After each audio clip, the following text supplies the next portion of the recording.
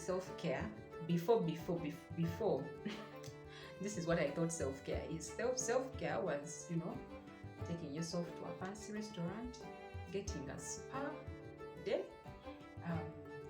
like treating yourself to only nice things, I think that they're expensive, so that is the picture that I had of, self-care.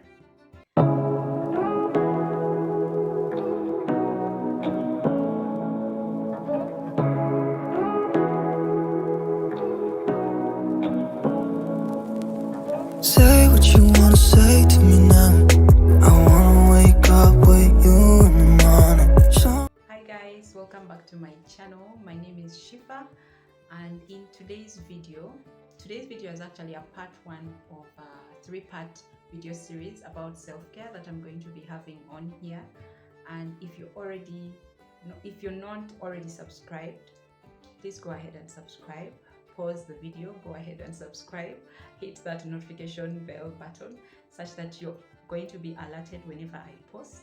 And yeah, let's dive into this video. Self-care, what do you like understand by self-care? Please leave down your opinions down in the comments, and let's share what really self-care is to different people. How I would define self-care, or how I understand self-care now that I know better, is doing things that improve your well-being, or let me say doing things that improve my well-being. And well-being is a broad thing. It could be a lot of things. Well-being means your physical health, it means your emotional or mental health, it also means spiritual health.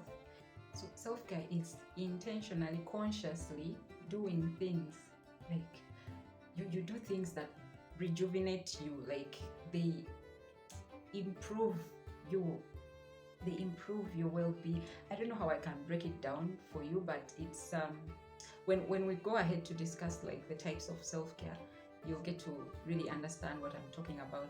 So there are about 4 types of self-care. Well, they are grouped into like 4 categories.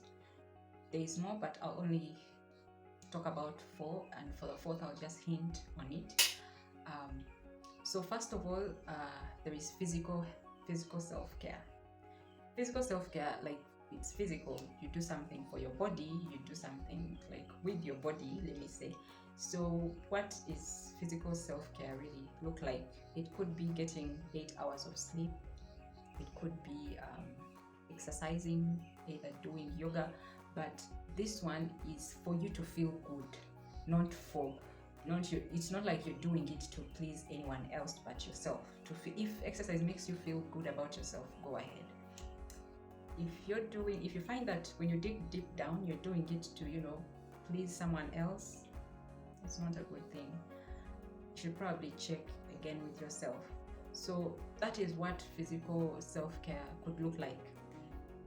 The second one is mental and emotional self-care, and this one is, I feel like, by far the most neglected kind of self-care, because even I didn't know that when you spoke about like if I ever had anyone speaking about mental, I'm thinking they are mad, so there's something wrong with their brain. Wow, that is so bad, but now present time, I'm like, I feel like I take care of my mental health and my emotional health more than I do my physical body. Like, if I'm being honest, like right, like present time, I'm more about my mental, my emotional. So what does mental and emotional health self-care, I'm kind of mixing the two, what does it look like? It could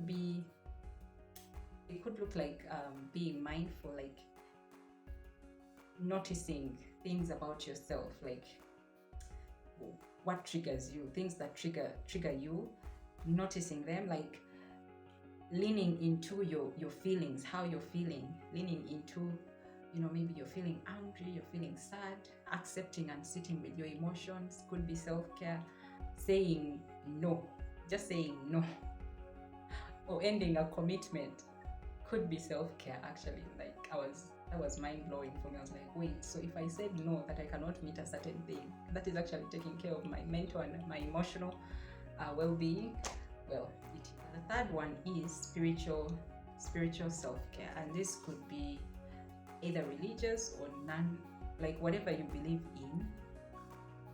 It's reconnecting with what you believe in, trying to realign your body, your soul, your mind with what you believe in. Like for it, I'm a Muslim, it could look like me fasting and trying to read up on the Quran. It could look like waking up at night to pray. It could be so many things, like related to religion, and also like just realigning yourself with, I believe in God, realigning yourself with so the fourth category is intellectual self-care, and this could look like you have interests, right? And you're fascinated by information. You like reading up on stuff, you like learning about new topics. So it's you continuing feeding your brain, like you're feeding, let me say, continually growing yourself through education. You're literally always looking out for new information. What has been invented, what's the next technology out there, just keeping up with information overall. And that could be self-care for you. Like that makes you feel fulfilled, feel good about yourself. Try to find out what it is for you. What is that thing that ticks you? Like it just calms you, brings you down to that level of calm and relaxation, and overall it just restores your happiness, and like your triggers are driven away. You just come back to a place of calm, peace. I'm always actually striving to stay in that state, but with everything that's going on, it's hard. It's almost impossible to stay that way. Before you know it, you're worried about this. So many things are bumping, each like right there in front of you. So it's very hard to stay in that state of calm. But figuring out what self-care is for you and which activities that you can actually do that bring you to that place of calm and peace is really important. And if you have any doubt that self-care is actually important, then here are a few things that are going to actually change your mind, hopefully, and you'll be able to see self-care from a whole different angle. And in part 3, stick around for like a few activities that you probably didn't know you're doing on a daily that are actually rejuvenating you and are actually considered self-care activities that you keep doing but you were not aware of. And they're really simple. You can actually incorporate on a daily basis. I didn't know that self-care can be on a daily basis. Like me, I only knew that you get a day. You're like, okay, I'm going to the spa. I'm going to spend this much. And then before you know it, you're worried. You're like, I spent 50K the other day. But I don't have money now. I don't have money to get me through the month. Well, it doesn't have to be that way. Self-care improves your physical health through exercise, whether it is you getting enough sleep, whether it's you doing yoga, whatever it is that you do for physical self-care, it actually improves and it comes, like the energy you get after exercising. I don't know about you, if anyone has exercised, like in the comments, please comment down below. The moment I finish exercise, I feel like I have that zeal that I can do anything that comes my way. And imagine starting your day off like that. You're already on a way to win. Self-care reduces stress and anxiety. From Google, the definition that I read was like you practice self-care in periods of stress. But I will differ, because it needs to be, you need to find a way of incorporating self-care in your daily activities. And it's okay to miss a day or two, or miss a week. It's okay, because we all fall off. It's like when you get into an exercise routine or something. Sometimes days are not the same. Today you will exercise, tomorrow you will not. So self-care takes or reduces, it doesn't take away, I'm sorry, but it reduces on your stress and anxiety. Remember that state of calm? Yeah, just self-care. But when I say self-care, the thing that used to come into my head is like luxury. Self-care equal luxury, but it's not. And you'll find out in this three-part video series. So the next thing that self-care actually helps with is it boosts your self-esteem. Self-care boosts your self-esteem. Imagine you just came out of your yoga exercise session, the energy, the zeal you have. Remember, self-care, you're doing things that you make you feel good about yourself. Tell me how someone is going to come at you and talk down on you, and then all of a sudden you're going to be like, yeah, that's me. You might creep going into that cave, but if you're already practicing on a daily, somehow you'll come out of that cave and you'll come back and your self-esteem will be boosted in a way. Comment down below which activity that you do actually lifts you up. For me, it's I definitely feel uplifted when I write a to-do list and tick off something. I feel like, yeah, I did that. I definitely feel uplifted when I exercise, although lately I'm not there, but we're working on it. It protects your mental health. Mental health does not mean madness, like someone is not functioning. No, mental health, that one is a topic for another day, but you can Google it. If we don't know better, we are always neglecting this person right in front of our faces. Me inclusive, we are neglecting them. Like you have, I don't know, like it's insane. This is the person you're going to spend your entire life with, but you're busy caring for everybody else but you. I'm also I'm talking to me internally. So I'm not only speaking to you, but I'm also telling myself this. It leads to better relationships. Imagine if you were able to say no when you actually want to mean no. I'm also speaking to myself by now. So many times we say yes, but we actually want to say no. I'm not going to do that, or I'm not going to be available for that.